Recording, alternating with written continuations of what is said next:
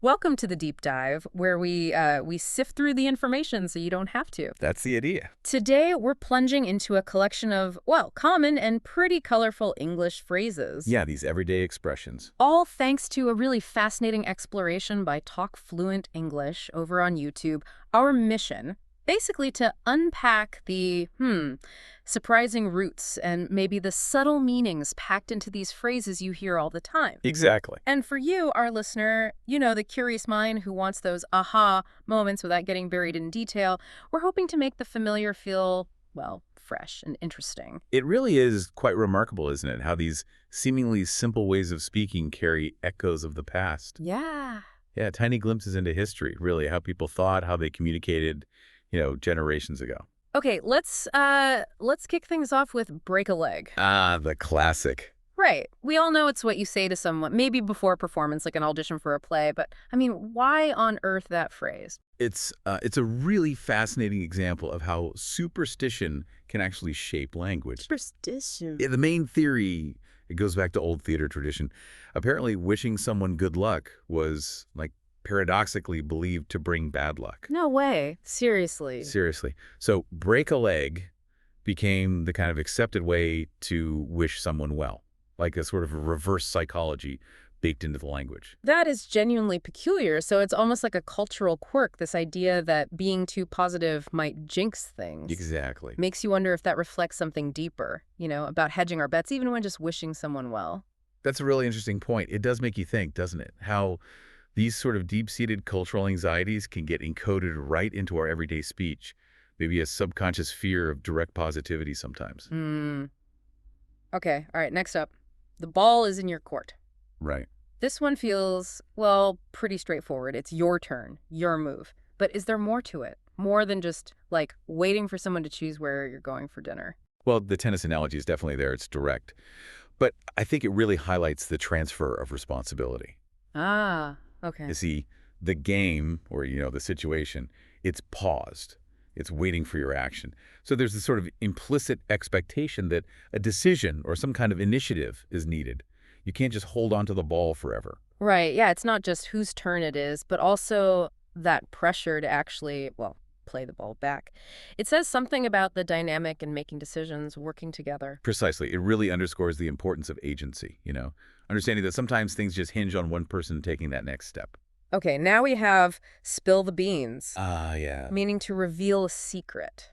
I always just picture someone being clumsy, dropping actual beans. Is the origin really that literal? Interestingly, it might just be. One popular theory, anyway, traces it back to ancient Greece. Yeah, apparently beans were sometimes used in, voting processes, secret ballots, kind of. So if you accidentally spilled your beans, you might reveal your vote before you meant to, expose the secret.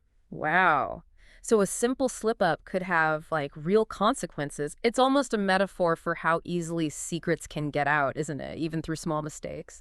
Makes you think about how fragile secrets are. Exactly that. It's a pretty vivid reminder, actually. Even small actions can lead to these big, unintended revelations. A concept that, it still resonates today, doesn't it? Data leaks, accidental shares online. Yeah, good point.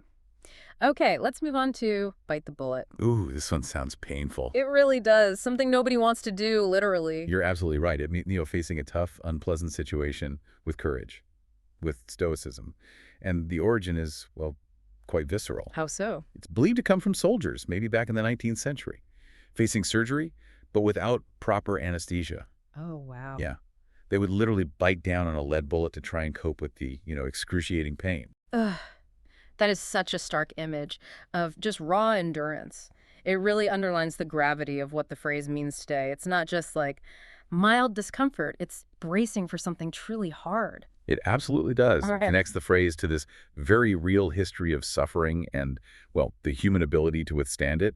Hopefully we don't face that kind of pain, but the phrase still serves as this powerful reminder, doesn't it, of the inner strength needed to face our own challenges. Definitely. Okay, next up, under the weather. A very common way to say you're feeling a bit ill. What's the story here? This one seems to have nautical roots, sailing. Sailing, okay. Yeah. So in sailing terms, if a sailor felt sick, maybe seasick, or just generally unwell, they'd often go below deck to get out of the storm, the bad weather. Yeah. So they were literally positioned under the weather that was happening up on the main deck. That paints a rather comforting picture in a strange way. Being unwell is like taking shelter from your own personal storm. It's definitely more evocative than just saying, I have a cold. It is, isn't it? It links this really common human experience to, well, seafaring life, the elements, a sort of subtle reminder of our connection to the natural world, maybe. Hmm. Now for, well, a rather blunt one. Kick the bucket. Yeah, pretty direct. Very direct way of saying someone has died. Where does that come from? It is indeed quite blunt. And the origins are a bit debated, but one common theory is pretty grim, actually. Oh. It's thought it might be linked to slaughterhouses, where animals, after being killed, might have been hung up by their heels from a beam or a structure sometimes called a bucket. Oh, right. And in their final moments, their legs might thrash or kick this beam, this bucket. Yikes. That's a rather sobering thought. It really highlights how, even seemingly everyday phrases can have these surprisingly stark, maybe even unsettling origins, perhaps reflecting a less sanitized view of death in the past. It certainly does. Language often carries these kinds of echoes from earlier times, doesn't it? Giving us glimpses into practices, perspectives that might feel quite distant from how we see things now. Okay, let's maybe lighten things up a bit with let the cat out of the bag. Good idea. Another way to say a secret's been revealed, often by accident. What is it with secrets and animals escaping bags? Ha! Well, the connection here is believed to come from old marketplaces, sometimes dishonest sellers. Uh-oh. Yeah, they try to trick buyers. They put a less valuable cat in a bag or a poke instead of the piglet the buyer thought they were purchasing. Sneaky. Very. But if the cat managed to, wriggle out of the bag before the sale was complete, well, the deception was revealed. The cat was out. That's a brilliant image. Marketplace trickery gone wrong. It adds a layer of almost comical chaos to the idea of a secret getting out. You can just picture the seller's face. Exactly. It really captures that element of unexpected revelation and how things can just go sideways when secrets are involved. All right, next we have beat around the bush, meaning, avoiding the main point. Yeah, think about hunters.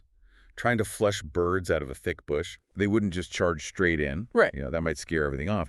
Instead, they'd sort of tap or beat the bushes around the main spot, trying to encourage the birds to fly out. So the phrase captures that indirectness, that sort of hesitant approach to a topic. Right, so it's like when you're trying to tell someone bad news, maybe, and you talk about the weather and how their dog is doing before you finally get to the point. That whole dance of avoidance. Exactly that. It often reflects a desire to maybe soften the blow or perhaps just a general discomfort with being too direct. Which actually leads us very neatly to the next one. Cut to the chase. Ah, the perfect antidote. Exactly. The opposite of beating around the bush gets straight to the important bit. Precisely. It signals, a desire for efficiency. Focus on the essential stuff. Yeah. No unnecessary fluff.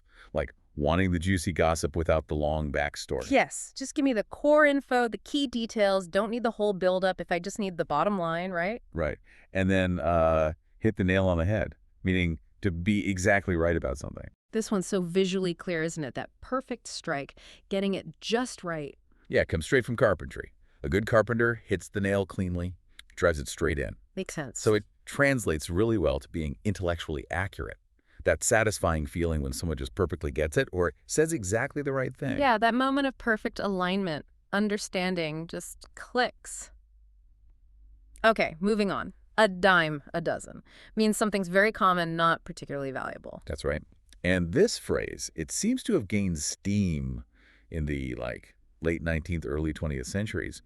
Back then, a dime, well, it could actually buy you quite a lot of certain everyday things. Really? More than today, obviously. Oh, much more purchasing power. Yeah. So because these items were so abundant and cheap, just 10 cents for a whole bunch, the expression came about, things sold at that price were just everywhere. Very common. Huh.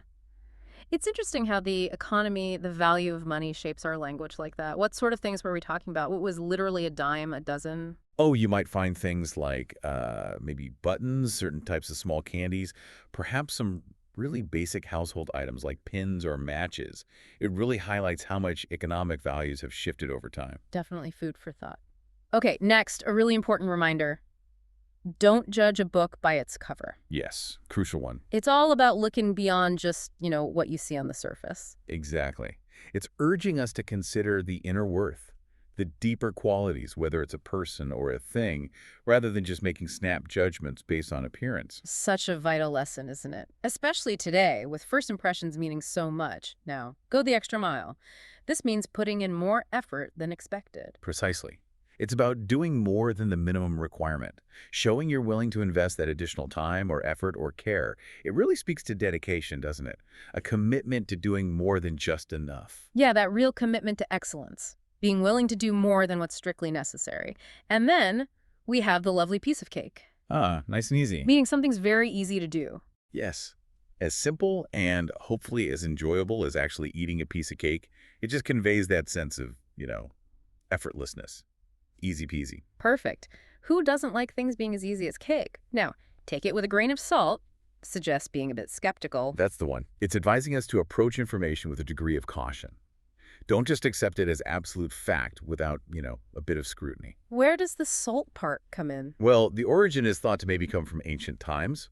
Apparently, salt was sometimes taken with poisons or less palatable medicines, supposedly to lessen their harmful effects or bad taste. So it became a metaphor for tempering information with a little bit of doubt.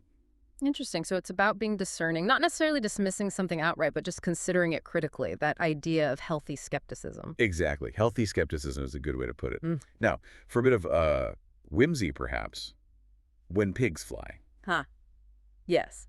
This is such a wonderfully over-the-top way to say something is impossible. Totally. It's the ultimate expression of disbelief, isn't it? Will Dave ever tidy his room? Sure, when pigs fly. Exactly. The sheer absurdity of that image, pigs flying, it just perfectly captures how utterly unlikely something is. Couldn't be clearer. Okay, then we have barking up the wrong tree. This one always brings a very specific image to mind for me. Me too. Like a cartoon dog. Yeah.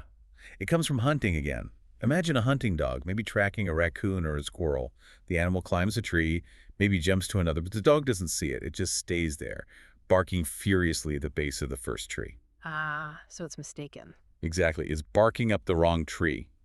So the phrase means you're pursuing the wrong path, you're mistaken in your assumptions, or maybe you're asking the wrong person or looking in the wrong place for something. Right. So if I'm trying to find out about, say, astrophysics, and I ask my baker, I'm definitely barking up the wrong tree. Precisely. Your efforts are just completely misdirected, unlikely to get you the result you want. Got it. And finally, we reach on cloud 9. This just sounds like pure bliss. It really is. On cloud 9 describes that state of just extreme happiness, total elation, feeling utterly joyful, carefree, like you're literally floating up there on a fluffy cloud. That sounds like the absolute perfect state of mind to be in. Hopefully this deep dive has maybe put our listeners a little bit closer to cloud 9 with all these linguistic discoveries.